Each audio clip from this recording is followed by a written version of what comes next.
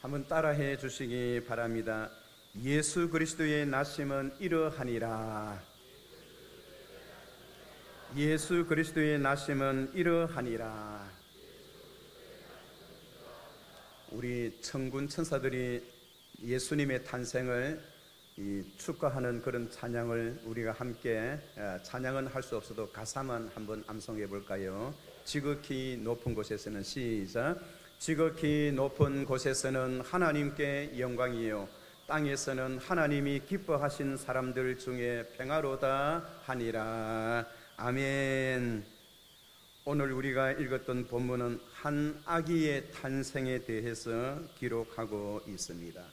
다시 말하면 예수 그리스도의 탄생에 관한 이야기를 마태복음은 그렇게 전하고 있습니다.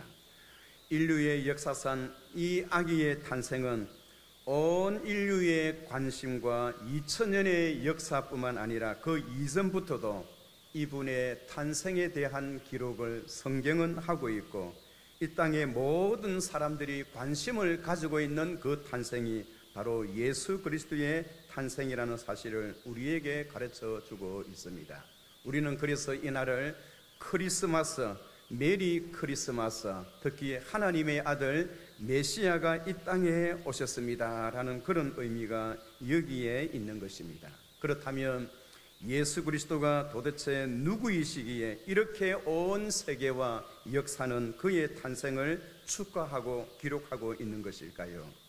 불교의 석가모니는 왕궁에서 태어나서 사람들에게 주목을 받았지만은, 그러나 우리 예수님은 왕궁에서 태어난 것이 아니라 말들이 잠을 자는 외양간에서, 말 마구간에서, 그리고 말들이 밥을 먹는 말 밥그릇에 거기에 탄생하셨던 분이 예수 그리스도이십니다. 그가 이 땅에 오셨을 때 세상 사람들은 그를 알지 못했음에도 불구하고 그의 탄생에 관한 이야기는 역사가 흘러가면 흘러갈수록 더욱더 많은 사람들의 심령 속에 이 소식이 전해지고 있는 것입니다. 그렇다면 그의 탄생이 어떻게 그렇게 위대한 탄생이라 부를 수 있을까요? 예수 그리스도의 탄생을 위대한 탄생이라고 부를 수 있던 것은 오늘 우리가 세 가지로 간단해서 그렇게 정리를 해보고자 합니다. 예수 그리스도의 탄생을 위대한 탄생이라고 말할 수 있는 것은 그의 탄생은 수천 년간 예고하고 약속하고 성경에 이미 기록되어졌던 그 사건들이 결국 사건으로 현재화되어서 탄생하셨기에 예수 그리스도의 탄생을 위대한 탄생이라고 할 수가 있는 것입니다. 갑자기 태어나신 것이 아니라 수천 년 전에 이미 예고하시고 하나님이 약속하셨기에 마침내 때가 참에 하나님의 아들 메시아가 이 땅에 오심으로 하나님이 약속하신 대로 그분이 이 땅에 오셨다라는 사실을 우리는 믿으시기 바랍니다. 예수 그리스도의 탄생뿐만 아니라 이 땅에 살고 있는 모든 사람의 태어남도 역시 마찬가지입니다. 갑자기 저와 여러분들이 이 땅에 태어난 것이 아니고 하나님의 예정과 간섭과 작정과 하나님의 선택 속에 저와 여러분들이 이 땅에 태어날 것을 하나님이 미리 알고 계셨고, 뿐만 아니라 하나님이 주관하셔서 저와 여러분들이 이 땅에 태어났다는 사실을 우리는 이 성탄절을 통하여 반드시 믿으시기를 바랍니다. 우리 부모님이 우리를 낳았지만은 하나님의 예정 속에, 하나님의 선택 속에 저와 여러분들이 이 땅에 태어났어요. 그러나 특별히 예수 그리스도의 탄생은 시조인 바로 아담과 하와 그 이전부터 하나님이 예고하시고 작정하셨던 바에 따라서 예수님이 이 땅에 탄생하셨다는 것입니다. 특별히 창세기 3장 15절에 보시면 여인의 후손에 관한 이야기를 합니다. 여인의 후손은 내 머리를 상하게 할 것이요 너는 그의 발꿈치를 상하게 할 것이니라. 예수님이 이 땅에 탄생하시기 몇 천년 전에 이미 하나님이 메시아가 되신 예수님이 이 땅에 탄생하게 될 것이고, 그가 이 땅에 무엇하러 오시는가 탄생의 목적을 이야기를 하고, 그분의 탄생을 자신의 메시아로 받아들이는 자에게 어떤 복을 주시고 그 메시아를 거절하는 자에게는 어떠한 하나님의 심판이 따르게 될 것인가, 이미 성경에 기록되어지고 성경에 기록된 대로 하나님께서 그 메시아를 이 땅에 보내주셨다는 겁니다. 사랑하는 성도 여러분, 그렇습니다. 예수 그리스도의 탄생은 이 땅에 있는 일반 사람들의 태어남과는 비교할 수 없는 하나님의 아들 메시아예요. 그래서 그분이 이 땅에 왜 오셨는가? 특별히 여러분, 하나님께서 노아를 통하여 방주를 지어라 했어요. 예수 그리스도의 탄생을 알리는 노아의 방주, 방주 안에 있는 자는 살고 방주 바깥에 있는 자는 하나님의 심판을 면할 길이 없는 것입니다. 방주가 무엇을 의미하나요? 바로 그 구원의 방주는 예수 그리스도와 관계가 있는 것입니다. 앞으로 장차 하나님이 이 세상을 심판하실 때에 노아의 방주가 되신 예수 그리스도 안에 있는 자는 살고 방주 바깥에 있는 자는 저주를 받고 심판을 받게 될 것이에요. 사랑하는 성도 여러분, 그렇습니다. 성경에 보면 예수 그리스도의 탄생을 알리는 여러 가지의 사건들이 많이 있어요. 구약 성경에 일어나는 그 모든 성경의 모든 사건들이 다 예수 그리스도와 관계가 있다는 거예요. 너희가 이 성경에서 영생을 얻는 줄을 생각하고 성경을 상고하거니와 이 성경은 곧 나에 대하여 증거하는 것이니라. 성경 자체가 예수님에 관한 이야기를 하는 거예요. 그 예수님이 누구를 통해서 이 땅에 오시느냐? 바로 아브라함을 통해서, 바로 다윗을 통해서 그 예수님이 이 땅에 오신다는 거예요. 그래서 여러분 보시면 이 요셉과 마리아, 요셉도 다윗의 자손이요, 마리아도 다윗의 자손이에요. 아버지와 어머니가 다윗의 후손이기 때문에 다윗과 이 마리아와 요셉 사이에 탄생하신 예수 그리스도가 아니라 요셉과는 관계없이 마리아의 몸에 태어나셨던 그 하나님, 그 하나님이야말로 누가 보더라도 다윗의 후손으로 이 땅에 오셨다는 사실을 우리는 믿을 수가 있는 것입니다. 특별히 하나님은 아브라함이 예수님이 탄생하시기 전 2000년 전에 이미 하나님이 아브라함에게 약속하셨어요.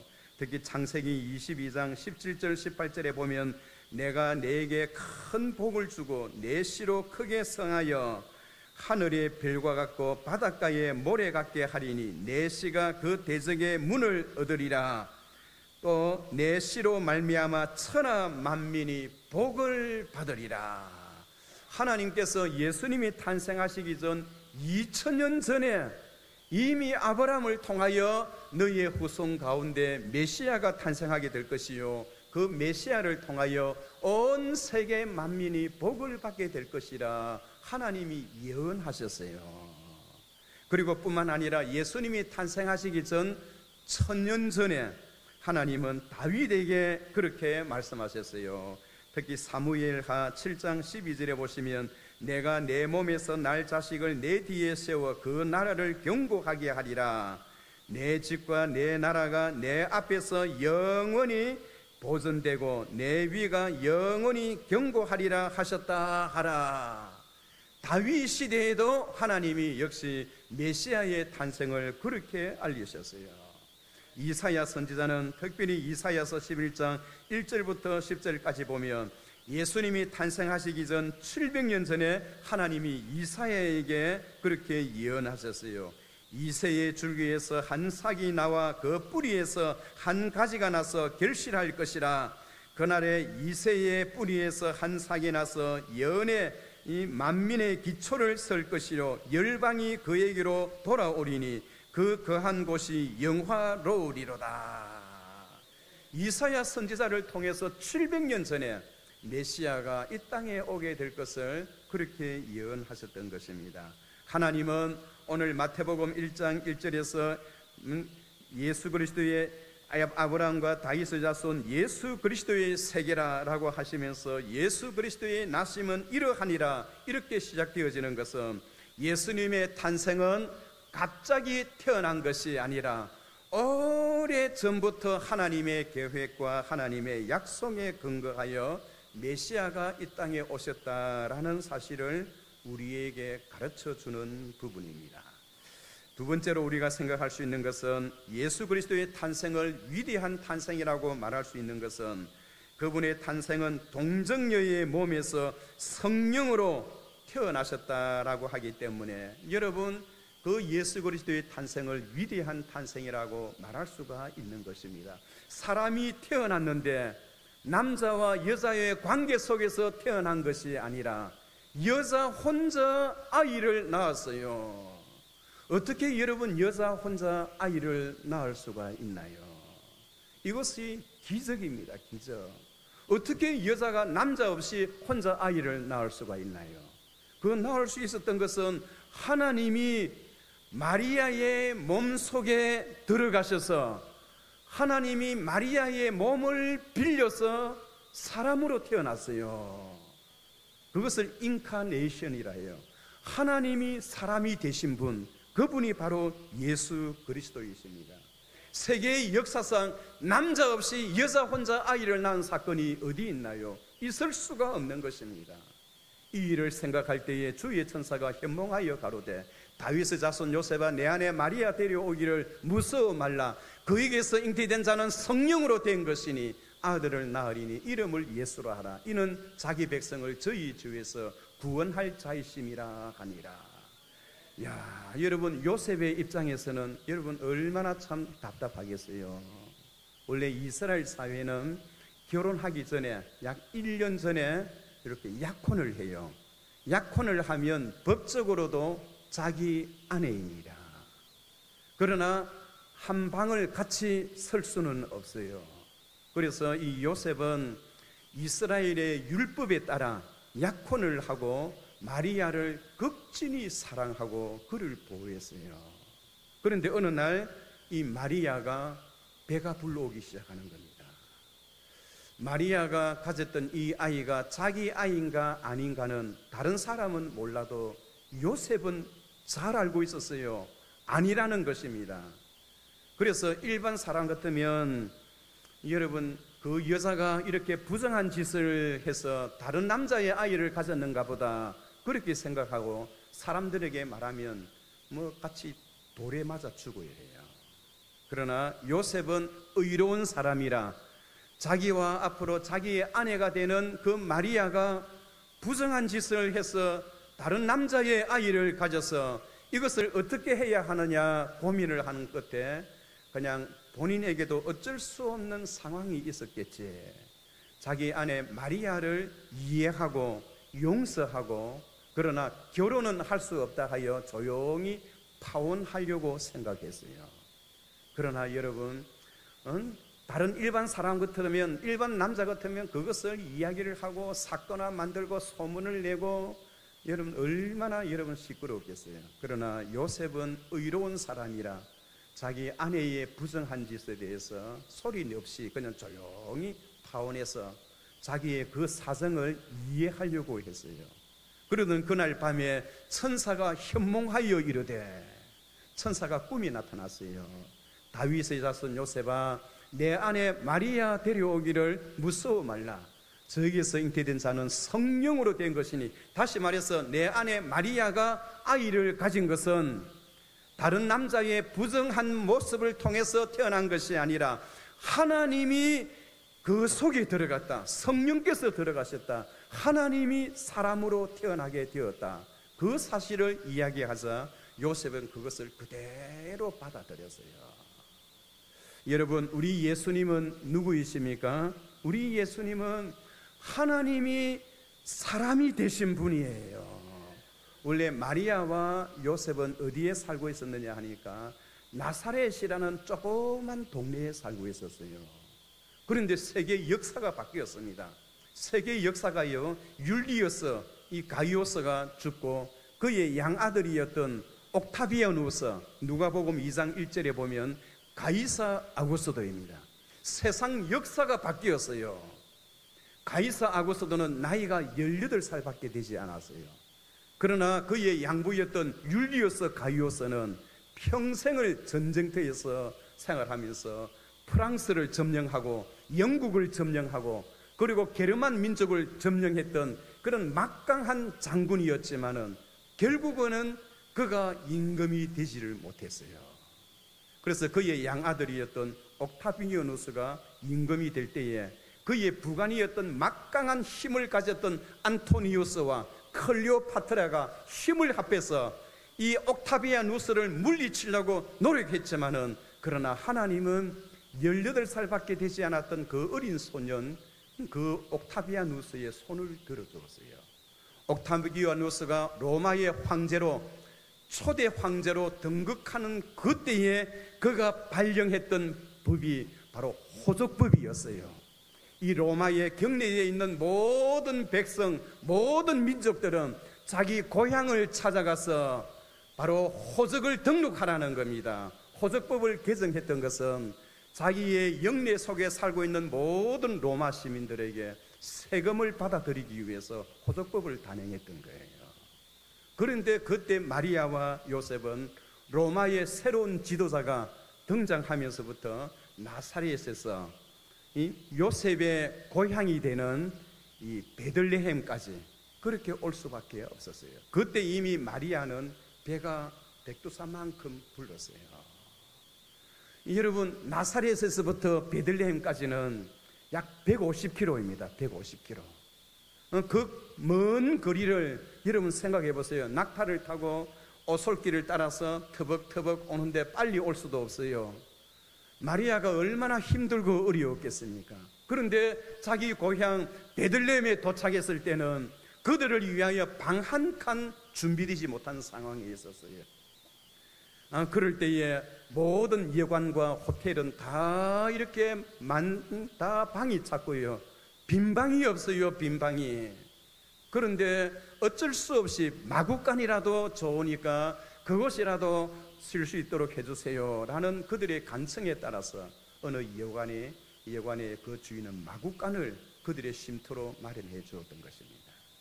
이야, 여러분, 호적을 그렇게 등록하고 그 다음에 올라가려고 다시 나사렛으로 가려고 생각했던 그들에게 그날 하룻밤을 견디지를 못하고 지극히 높으신 그 하나님의 아들 메시아가 그 마구간에서 태어나셨어요.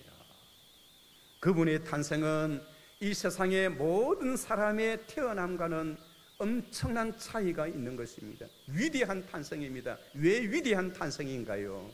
남자 없이 하나님이 사람으로 이 땅에 오셨던 그 사건이기 때문에 이 역사상 예수 그리스도의 탄생보다 더 위대한 탄생은 이 세상에 있을 수가 없는 것입니다. 사랑하는 성도 여러분, 오늘 예수 그리스도의 그 탄생이 오늘 저와 여러분들의 삶을 새로운 길로 인도하게 하시고 죄와 사망의 늪에서부터 우리를 이끌어 주시는 위대한 탄생이라는 사실을 여러분 꼭 기억하시기를 주의 이름으로 축원합니다. 마지막으로 세 번째는요, 그의 탄생이 위대한 탄생이라고 말할 수 있는 것은 그 예수 이름 가는 그 외로 그를 임마누엘이라 하리라, 하나님이 우리와 함께 하시다 하면이라. 하나님이 우리와 함께 하시기 위해서 하나님이 이 땅에 오셨기 때문에 그분의 탄생을 우리는 위대한 탄생이라고 말할 수가 있는 것입니다.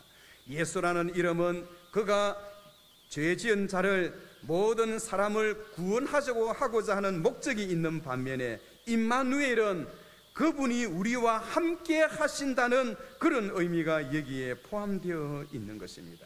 특별히 로마서 5장 8절에 보면 우리가 아직 죄인 되었을 때에 그리스도께서 우리를 위하여 죽으심으로 하나님께서 우리에게 대한 자기의 사랑을 확정하셨느니라 라고 하였습니다. 우리가 아직 죄인 되었을 때에, 여러분 한번 생각해 보세요. 만약에 어떤 사형수가 있다고 생각해 봅시다. 그 사형수는 아주 망나니입니다. 전과 50범이라 생각해 보세요.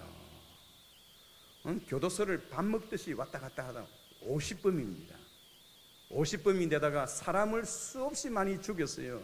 그 사람을 또 감옥에서 내어 보내면 또 사람을 죽이고 또 죄를 지을 것이 뻔한 이야기입니다. 모든 세상 사람들이 그를 향하여 손가락질을 받을 만한 그런 행위를 했던 사람입니다. 우리가 여러분 의인을 위해서 죽을 수는 있지만은 사형 선고를 받은 전과 50범을 위해서 내가 그를 위해서 죽겠다라는 그런 사람은 이 세상에 아무도 없을 거예요. 그렇지 않습니까? 내가 예를 들어서 이순신 장군을 위해서 내가 죽겠다, 역사의 훌륭한 인물이었던 세종대왕을 위해서 내가 대신 죽겠다, 그런 사람은 나라의 영웅이니까 국가의 영웅을 위해서 내가 대신 죽겠다라는 그런 사람은 있을 수가 있어요. 그러나 사형 언도를 받고 인간 구실도 할 수 없는 그런 사람을 위해서 내가 죽겠다라는 그런 사람은 이 세상에 아무도 없을 거예요. 그러나 하나님은 따지고 보면 전과 50분보다 더 숭악한 저와 여러분들을 위해서 자신이 스스로 우리를 위해서 죽겠다고 하늘에서 사람의 몸으로, 그것도 동정녀 마리아의 몸으로 이 땅에 아기 예수로 태어났다는 겁니다. 특별히 이 사건을 두고 오늘 성경 이사야서는 이렇게 이야기를 합니다. 특별히 이사야서, 여러분 제가 성경 한 구절을 읽어드리도록 하겠습니다. 이사야서 9장에 보시면 예수 그리스도의 탄생을 이렇게 이야기를 하는 거예요. 메시아가 이 땅에 오시면 이 땅이 어떻게 되는가. 9장에 보면 1절부터 5절까지는 메시아의 탄생으로 이 세상 사람들이 어떤 복을 받게 되느냐, 그것은 마치 죄와 사망의 엄침한 골짜기에 앉아있는 자들이 햇빛보다 더 밝은 빛을 통하여 영생과 구원의 은혜를 받게 될 것이며, 또 뿐만 아니라 농부가 추수를 할 때에 기뻐하는 그 즐거움, 그리고 전쟁터에 나가 있는 병사들이 적군을 물리치고 전리품을 획득하고 돌아올 때에 전쟁터에서 승리하고 돌아오는 그 군사들의 그 즐거움이 그때 일어날 것이며, 뿐만 아니라 이는 그들이 무겁게 맨 멍에와 그들의 어깨의 채찍과 그 압제자의 막대기를 주께서 꺾으시되 미디안의 날과 같이 하셨을 것이니이다. 다시 말해서 죄와 사망의 큰 짐을 지고 살아가는 사람들에게 새로운 구원의 길을 하나님께서 열어주시는 그런 역사가 일어나게 될 것이다 라고 성경은 이미 예언했던 거예요. 6절에 보시면 이는 한 아기가 우리에게 낳고 그분이 이 땅에 오실 때는 어떤 모습으로 오시느냐, 세 가지의 모습으로 오시는데, 첫 번째는 아기의 모습으로, 그의 어깨는 정사를 메었고 그의 이름은 기묘자라 묘사라 전능하신 하나님이시라 영존하시는 아버지라. 그분이 하나님의 아들 메시아가 이 땅에 오시는데 어떻게 오시느냐, 아기의 모습으로 오신대요. 그리고 두 번째는 영존하시는 아버지의 모습으로 오신대요. 그리고 세 번째는 평강의 왕으로 오신대요. 이야, 여러분, 예수 그리스도의 이 땅에 오심은 바로 하나님이 우리와 영원히 함께 하시고 평강의 왕으로 오시고, 어린아이가 태어났는데 동방박사 세 사람이 그에게 가서 큰 절을 하고 선물을 드리고, 그리고 그에게 아버지라라고 이야기를 합니다. 여러분, 어른이 어린아이를 보고 아버지라 불러요. 그리고 어른이 그 아이를 보고 영존하시는 하나님이라 그렇게 부른대요. 그리고 그분이 통치하게 될 나라의 모습은 어떠한가. 7절부터 기록되어 있는데요, 메시아가 통치하는 그 나라는 정사와 평강에 더함이 무궁하며 정의와 공의로 그것을 보존할 것이라. 여러분, 우리가 살아가는 이 땅에는 정의와 공의가 이 땅을 지배할 수가 없어요. 사탄의 권세 때문에 그러합니다. 그래서 억울하게 여러분 억울한 일을 당하는 사람이 굉장히 많아요. 법정에 갔어도 억울한 일을 많이 당합니다. 그러나 메시아가 통치하는 그 나라는 공의와 정의와 평강이 지배하는 나라이기 때문에 억울함을 당하는 사람이 아무도 없다는 거예요. 그분이 통치하는 그 나라는, 오늘 이 나라에서는 죄와 질병과 눈물과 아픔이 있지만은 메시아가 통치하는 그 나라는 죄와 눈물과 억울함이 없대요. 사랑하는 성도 여러분, 그렇습니다. 오늘 메시아의 위대한 탄생은 오늘 이 땅에 살고 있는 모든 사람들에게 큰 복이 되어지는 거예요. 예수께서 탄생하셨을 때 하늘의 천군 천사들이 그렇게 찬양했습니다. 지극히 높은 곳에서는 하나님께 영광이요, 땅에서는 하나님이 기뻐하시는 사람들 중에 평화로다 하니라. 오늘 메시아가 되신 예수 그리스도의 탄생을 통하여 여러분들의 가정에 슬픈 이야기들이 기쁨의 이야기가 되고, 눈물이 변하여 찬송이 되고, 슬픔이 변하여 하나님 앞에 기쁨이 되는 그런 성탄 주일이 되시기를 주의 이름으로 축원합니다.